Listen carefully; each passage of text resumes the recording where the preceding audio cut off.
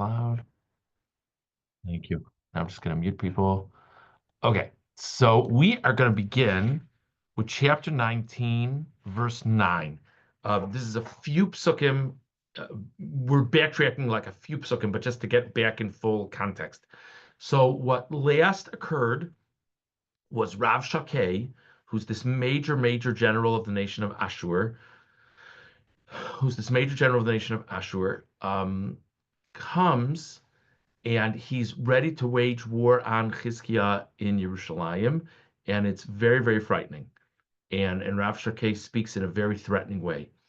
And then the Navi Yeshayahu tells Chizkiah it's going to be okay, because something is going to call Rav Shakeh away from the scene, and basically Hashem is going to divert Rav Shakeh away from Yerushalayim. So it's all going to be good. And indeed, what ends up happening is there was some kind of military issue between Ashur and Cush, and Rav Shakeh needs to get engaged in that. So now, verse 9, Vayishma el Tirhakah melech Cush lemor. So he heard from Tirhakah, the king of Cush, that he heard that the nation of Cush came out to fight with Ashur. Vayashav. So Rav Shakeh now goes back to Ashur. Vayishlach malachim Chizkiyahu lemor. And he sent messengers to Chizkiyahu, saying as follows: Ko somruna Chizkiyahu melech Yudah lemor. Tell Chizkiah the following: Al yashiacho elokecha asher ata boteach bo lemor. Let not your God, who you have faith in, let him not trick you. Lo sinosein Yerushalayim biyad melech Ashur. Let God not tell you that he'll protect Yerushalayim from Ashur, because, verse 11,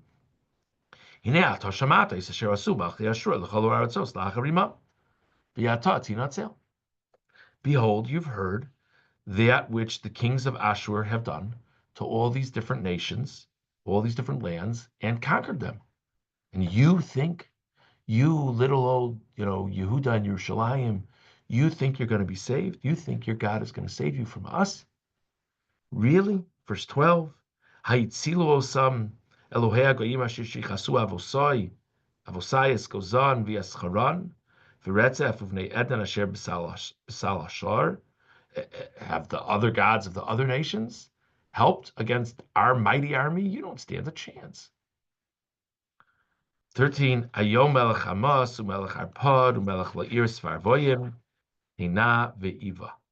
So basically, message to Chizkiah from Rav Shakeh: I'm leaving for now. I'll be back, and don't let your God convince you that you'll be safe.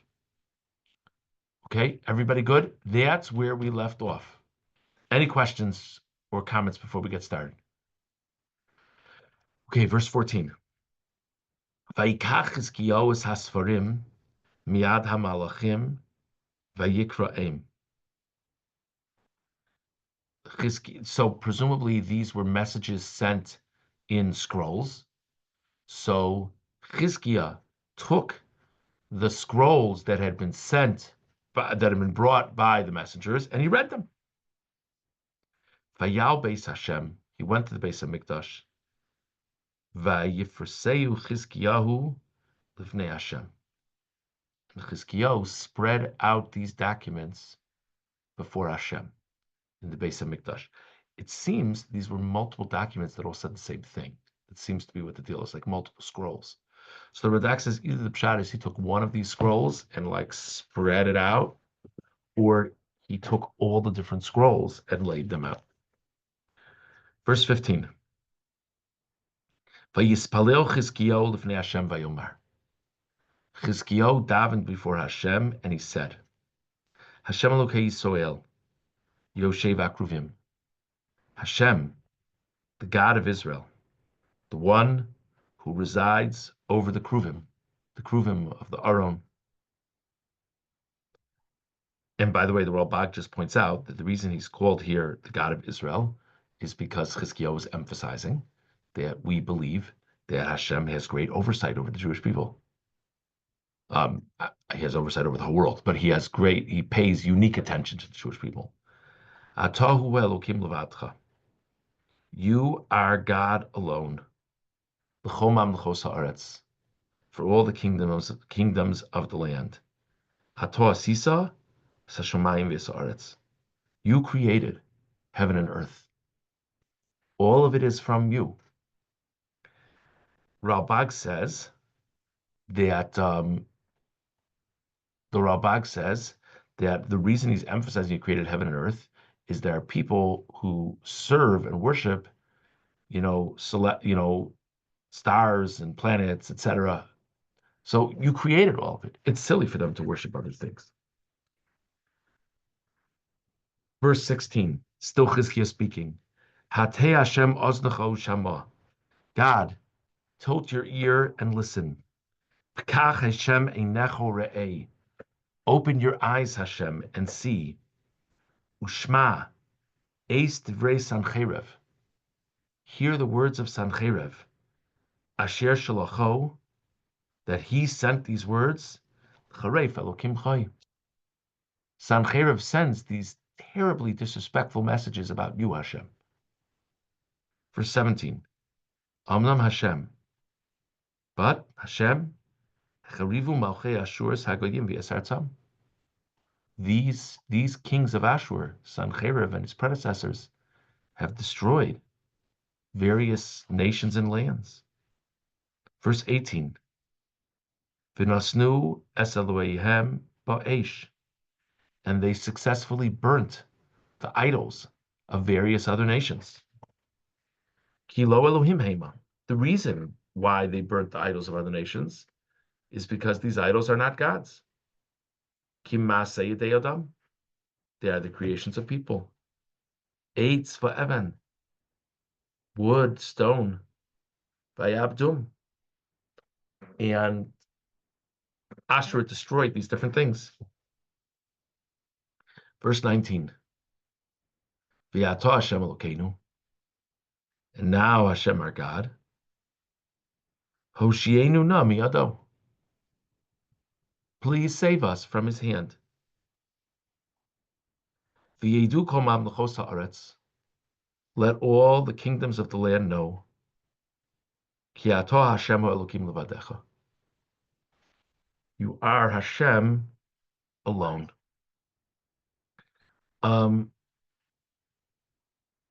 So the Ralbag says that what Chizkiah is saying at this moment, when he says, let all the nations know, is maybe our merits aren't so great. Maybe the merits of Klal Yisrael aren't great enough to merit divine intervention to save the Jewish people. But think of the great sanctification of your name that will come. Think of the great clarity that will come to other nations when they see how you've saved the Jews. It'll be a wondrous thing, Hashem. Verse 20. Vayishlach Yeshayahu ben Amoz el Chizkiyahu lemor. Yeshayahu sent to Chizkiah a message. He said, Kol amar Hashem Elokei Yisrael. So says Hashem, the God of Israel. Asher hispalalta Elai el Sancherev melech Ashur shamoti. That which you davened to me regarding Sancherev, I've heard you. So Chizkiah has gone to the Beis HaMikdash and davened to Hashem that Hashem should save the city of Yerushalayim from the attack of Sancherev. And now Yeshayahu the Navi sends a message to Chizkiyahu the king and says, that which you davened regarding Sancherev, I hear your prayers. Verse 21. Zeh davar asher diber Hashem alav. This is what Hashem says regarding Sancherev. Baza lecha, lo aga lecha, besulas bas Tzion, acharecha roshenia bas Yerushalayim. The virgin of Zion disgraces you, Sancherev, mocks you. Yerushalayim will turn its head at you. It's interesting, the Radak says the reason why Zion is referred to here as a virgin is because the point is it hasn't been taken, it hasn't been captured, it hasn't been violated, and the point is it still won't be violated. Verse 22, Esmi chirafta v'gidafta. Who have you disgraced, Sancherib? V'almi harimosa kol. And against whom have you raised your voice? V'atisa marom einecha al kadosh Yisrael. You have raised your eyes high on the Holy One of Israel. You glorified yourself against the one who truly is lofty, Hashem. Verse 23, Biyad malachecha chirafta Hashem. Through the messengers that you've sent, you've disgraced God. Vatomer, and you've said, Birchov richbi, when I ride my chariot, ani olisi mirom harim, yarkasei levanon. I have gone up to the highest of mountains. Rashi says what meaning the highest of mountains is the Temple Mount. The forests of Lebanon. Ve'echros komas arazav mivchor b'roshav. You, Sancherib, have said, I will cut down its mighty trees. V'yavo malon kitzo, and I will come to his abode. The Radak says this refers to the Beis HaMikdash. Yar Carmelo. The forest of his glory. So you, Sancherib, have said that you're going to accomplish all these great things against Hashem. Ani karti. I have dug down. Vishasisi mayim zarim. And I've drunk waters of foreign places. In other words, you've presented yourself, Sancherib, as being someone who's conquered all kinds of resources and all kinds of elements. V'achariv b'chaf pa'amai, and I've done great destruction by the palm of my hands. Kol ya'orei matzor, all of the various rivers. So, Sancherib, you're talking a big game. Now, verse 25. Halo shamatel merachok, osa sisi.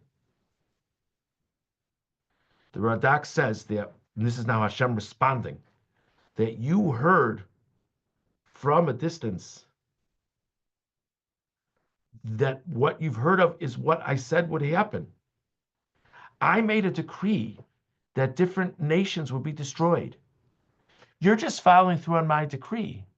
The fact that you've destroyed these nations is not a sign of your might over me.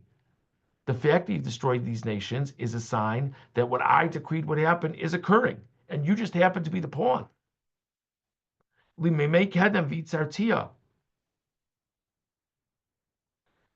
And I created all of these dynamics from early days.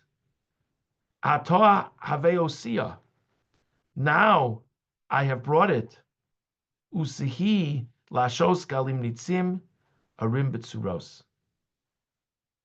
And now it will be that there are fortified cities here. In other words, you think that your might shows that you're better than me? You're just following through on what I decreed would happen. Verse 26. V'yoshveyan kitzrei yod. The residents of these various places, I've made them short of hand. I've made them weak against you. Chatu, they've been afraid. Vayevoshu, and they've been ashamed. Hayu esev sodev vayirak deshe. They've just been the grass of the field, and they've been like the grass of the field before you, that you've easily taken them down. Chatzir gagos ushtefal lefnei kama. They're waiting for you. They're just positioned, waiting for you to cut them down. V'shivtecha v'tzeischa uvoacha yadati. Where you live, where you go out, where you come back, I know all of these things. V'eis hizragescha eloi. And by the way, that which you've spoken disrespectfully to me, I know that too. 28. Yan hisragescha eloi. Because you've angered me. V'shanancha alav oznoi. And your calls have come up in my ear. V'samti chachi ba'apecha. I've placed my chachi is like a ring in your nose. Umiski bisvasecha. I've placed my bit in your lips. Va'ashivosicha baderech asher basaba. And I sent you back on the path upon which you came. So what Hashem is saying to Sancheiriv, and by extension his general as well, is you should just understand, you are merely a pawn in my plan. It's like the person who catches the fish. I put out the trap and you bite right on.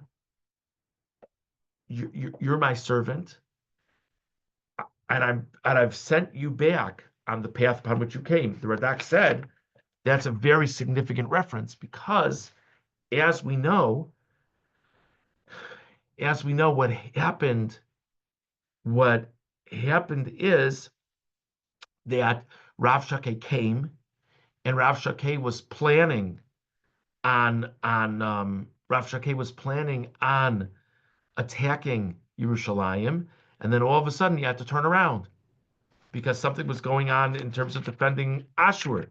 Why did he have to turn around?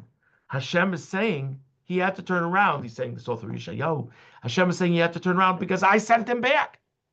So I know all of Ashur's doings, and I'm planning all of it.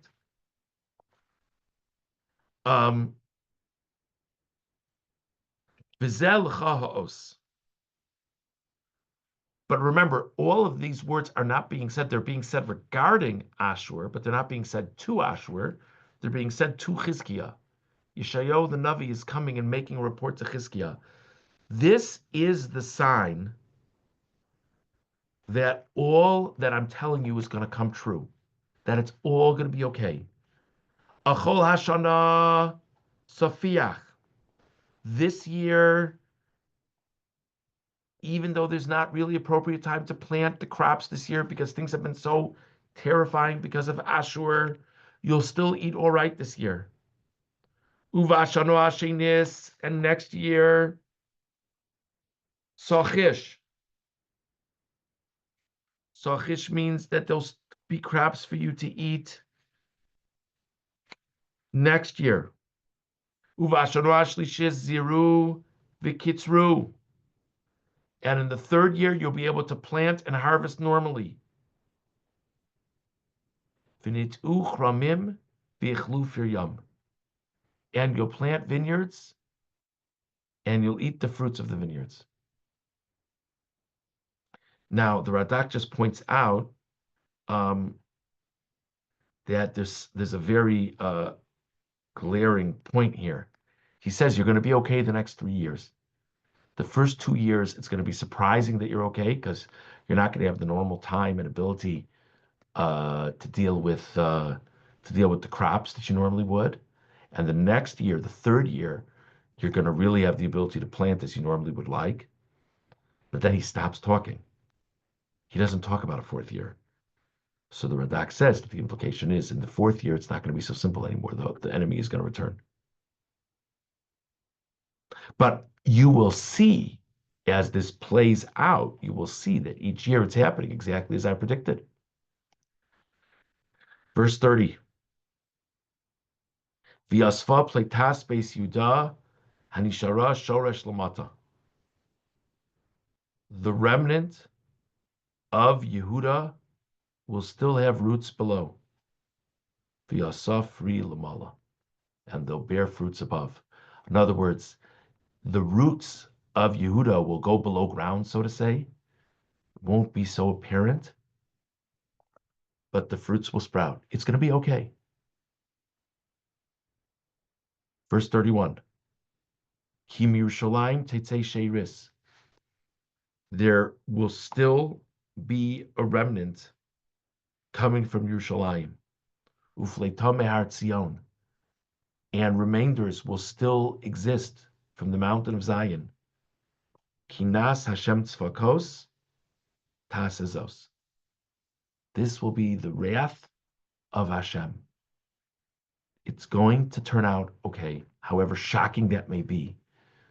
Ashur is not going to conquer you. Rashi says it's very interesting. What's the merit? What's the cause? The cause is the wrath of Hashem against Ashur. It's not the merits of Klal Yisrael. Verse 32. Lochein, therefore, Kwamar Hashem Melech Ashur. So says God regarding the king of Ashur. Lo yavo elo irazos. He will not come to this city. The Radak says that either means he won't successfully conquer it, or it means that he won't even get inside the city. It means one of the two things. V'lo yoreh sham chetz. He will not fire an arrow there. V'lo yikadmena magain. There will be no shield carriers going ahead. In other words, the army of Ashur won't successfully come upon Yerushalayim. V'lo yishpoch alea silala.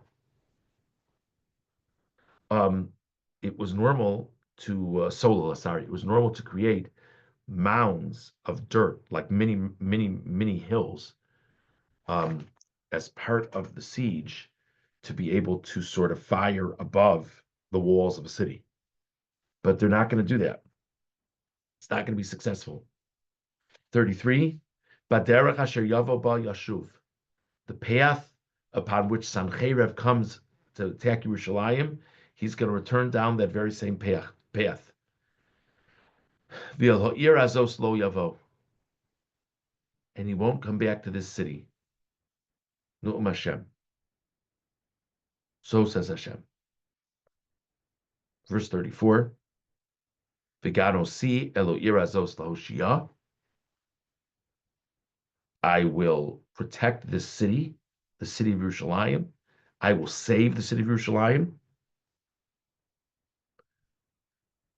L'mani, for my sake, says Hashem, L'man David Abdi, and for the sake of David, my servant. The Rambam says that this is Hashem saying he'll still fulfill his promise to David, that as long as David's descendants are living lives the right way, David's line will continue. And Chizkiah has been doing everything right. Verse 35. Okay. So I just want to clarify right now. We're going to pause before we do the next pasuk, just to clarify. So what happened here was Rav Shakeh is Sancheirev's general, and he was ready to attack Yerushalayim, and he got called back because there was another national defense issue, and he went back home. But he sends this terrifying message to Chizkiah, I'm going to be back, and we're going to destroy you. And at that point, Chizkiah davens to Hashem, and Yeshayahu comes and he relays this message to Chizkiah, which basically is, don't be afraid, even when they come back, it's all going to be fine.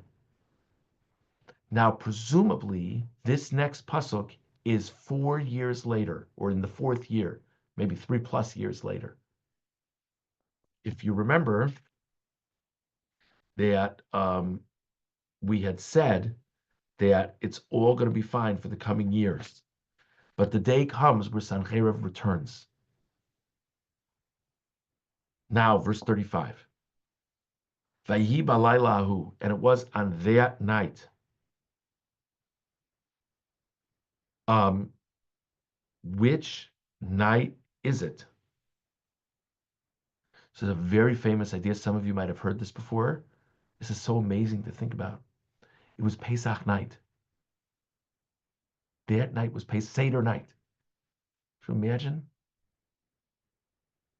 On that night, Vayetzei Malach Hashem, and an angel of God came, Vayach b'machanei Ashur, and struck the camp of Ashur, because Ashur had returned. Meya Shmonim Vachamisha Aleph, 185,000 soldiers. They were miraculously killed by the angel of God. Vayashkimu vaboker, they got up early in the morning. Vine kulam b'garim mesim. It's amazing. Sancheiriv is ready. Sancheiriv is ready to take down Yerushalayim, and they just go to bed the night before. But there's 185,000 plus soldiers, and they're just going to go to sleep, in their military camping. And then the next morning, they're going to start the attack on Yerushalayim. They get up in the morning, all these soldiers are dead. It was just a miracle. In other words, it wasn't even that the Jews attacked them, they just died. And this is what Yeshayahu had assured Chizkiah, that it will be okay. Verse 36. Vayisav vayelech, vayoshav Sancheiriv melech Ashur. So Sancheiriv is terrified by this. Vayeshev b'Ninveh. He goes back to the land of Ashur in Ninveh. Ninveh is a city in Ashur, excuse me. Verse 37. Vayihu mishtachaveh beis nisroch Elohav. He was bowing in the spot of Avodah Zarah, of the idol which he worshipped, which was something called Nisroch. V'adar melech v'shar etzer banav hikuhu v'cherev. And his sons, Adar Melech and Shar Etzer, struck him by the sword. V'heimanim l'tu eretz Ararat. And they fled to Ararat. V'yimloch Esar Chadon b'no tachtov. And Esar Chadon, his son, ruled in his stead. This is a wild pasuk. So what a turn of events for Sancheiriv. And what a remarkable reminder that God runs the world. High and mighty Sancheiriv. I'll explain in 1 second, Elaine. Thank you for asking. You're probably not the only one who's confused. High and mighty Sancheiriv, who's building this ridiculous empire, who is, basically regularly threatening the Jews. He comes. He's ready to attack them. 185,000 of his soldiers drop dead overnight. Unexplicable how that happened. And so then he goes back with whatever poor remnants of his army he has. He goes back to Ashur. And then he wants to worship his idols. He wants to worship his God as a merit, presumably, that everything should work out well for him, because what a shocking event. And then when he goes to worship his God, 2 of his sons kill him. So he goes from being this magnificent ruler who's about to take down the Jews and their God, and then he has a terrible military loss, and then he gets killed by his own sons. But his sons, after killing him, fled. And then another son, a third son, who wasn't involved with his assassination, now takes over. There's a very interesting measure. So first of all, before anything else, Elaine, did that make sense, Elaine? You're good? Great. Debbie, I'm going to come to you in 1 second. So there's a fascinating medrash that the Radak cites. Sancheiriv sees that clearly the Jewish God has defended them. It's obvious. So he's trying to figure out what to do here. He's trying to figure out how this works. So Medrash says, he asked his wise men, what are the great merits of this nation? And they said, well, we know that there's some famous story with the patriarch, that he was willing to sacrifice his own son to their God. So Sancheiriv was planning to do that with his sons. In other words, he's got to figure out what the firepower these Jews have. Somebody told him about Akedas Yitzchak. So Sancheir says, okay, I'll do it. So his sons get wind of that. And that's why they kill him. Fascinating. Okay. See, Debbie.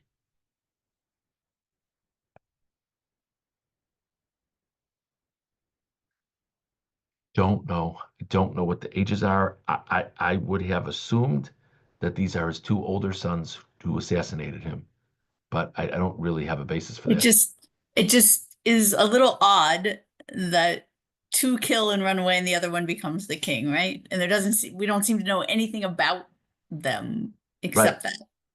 Right. Well, it would seem that they again the Medrash brings in this interesting perspective. In other words, they killed him because they wanted to survive. You know what I mean? But then they probably understood that the Empire of Sancherib probably wouldn't, even if he's not around anymore, probably wouldn't take kindly to someone Yeah. assassinating the emperor. So they realized they got to run for Dodge. But the third son didn't do anything to anybody, so he's like he's good. Seems to be what happened, but I don't know. So I apologize. We actually covered a lot of ground tonight. I thought this would be sufficient territory to prepare. I am not prepared further than this, so we're going to have to stop here. I don't know if anyone has any comments or questions. Okay. Thank you very much for joining, everybody. Good night to all. Take care. Right.